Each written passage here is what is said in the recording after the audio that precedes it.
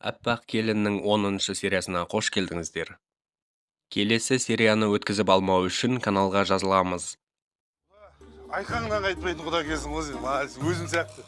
Лияның шешесі Аманда жер жаңғақты өзі қосқанын мойындады. Мені бақытты отбасымнан айырдыңыз ғой, дейді Лия. Мен сені ауылда қалдырып кете алмаймын, дейді Аманда. Лия, тоқтат, күйеуің артыңнан келеді, дейді Аманда. Мам, сіз 200-ді өтірікшіс. Сен қайтадан болашағы жоқ ауылға барғың келе ма, дейді Аманда. Сіздің кесіріңізден енді ол жаққа да бара алмаймын, дейді Лия. Сіз мені ұятқа қалдырдыңыз, енді мені іздемеңдер, дейді Лия. Себастьян Амандаға, сен менің өмірімді құрттың, сен мейірімсіз жансың, деп айтады. Себастьян да аэропорттан Себастьян болады. Тоқта, кімге айтып тұрмын, дейді Аманда.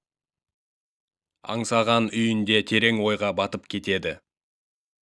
Киімдерін жинап қалаға кеткісі келеді. Қамажай апаның да көңіл күйі түсіп кетеді. Аппақ келінін сағынып, баласының наз киіне қарап отырады. Ортай, ана бала қайда кетіп бара жатыр, дейді Қамажай апа. Қалаға, деп жауап береді. Қаласы не істеп отырсың, дейді Қамажай апа. Ей, аңсаған, тоқта, деп айтады Қамажай апа. Қайда бара жатырсың, деп сұрайды аңсағаннан Қамажай апа. Мама, мен бұл үйде жалғыз ұйықтағым келмейді, дейді аңсаған. Онда біздің қасымызға жат, деп айтады Қамажай апа. Сен точно Америкаға кетіп қалмайсың ба, деп сұрайды Қамажай апа. Қамажай апа далада отырған кезде сәуле келеді. Ана қатын келінді алып кетті, деп айтады Қамажай апа. Америкаға ма, деп таң қалады. Я, мамасы үшін, дейді. Енелерге жеткіз, балалардың арасына түспесін, дейді.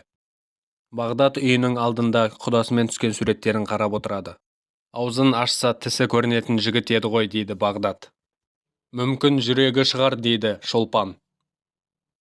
Тісі де көрінеді ғой, дейді Бағдат. Шолпан Бағдатқа система салады. Мен сонда 6 ай арақ ішпеймін ба, дейді Бағдат. Я, организмің тап-таза болады, дейді Шолпан. Әжетханаға барамын, дейді Бағдат. Тез барып келші, дейді Шолпан. Аңсаған қалаға кетіп бара жатады. Әжетхананың ішіне түсіп кеттің ба, қайдасың, Бағдат, дейді Шолпан. Системаны дайындап қойдым ғой, дейді Шолпан, алып алсайшы, дейді. Бағдат, шықшы. Бағдат! Шолпан, пара бер деймін мен. Шолпан, кете бер, мен қазір шықпаймын, дейді Бағдат. Қақылдай бермей түс алды ма, дейді Шолпан. Шолпан, салмая қойшы, менің тағдырыма балта шаппа, дейді Бағдат. Сенің тағдырың арақ ішу ма не, дейді. Қорықпа, дейді Шолпан. Бағдат, Құдай мені сақта деген кезде есікті біреу соғады. Бағдат далаға шығып, есікті ашады. Бағдат есікті ашып, құдасын көріп қуанып кетеді. Шолпан далаға шығып, Себастьянға үйге кіріңіз, деп айтады. Шолпан Бағдатқа жап ана есікті, деп айтады. Құда, не жағдай, деп сұрайды Бағдат. Аманда өтірікші, дейді. Ағылшынша білетін сияқты Бағдат, я, дұрыс, деп айтады. Шолпан не дейді деген кезде, шаршадым, дейді, деп жауап береді Бағдат. Шолпан біртүрлі болып қалады. Шақырсай Мақпалды, не айтқанын білейік, дейді Бағдат. Аңсағанға дәрігер Лияның жағдайы ауыр, деп айтады. Біраз уақыт өткен соң ауылда түн болады. Мақпал тамаққа жер жаңғақты Аманданың өзі қосты, деп аударады. Шолпан мен Бағдаттың көңіл күйі түсіп кетеді. Қиын жағдай, деп айтады Бағдат. Бағдат, дейді Шолпан.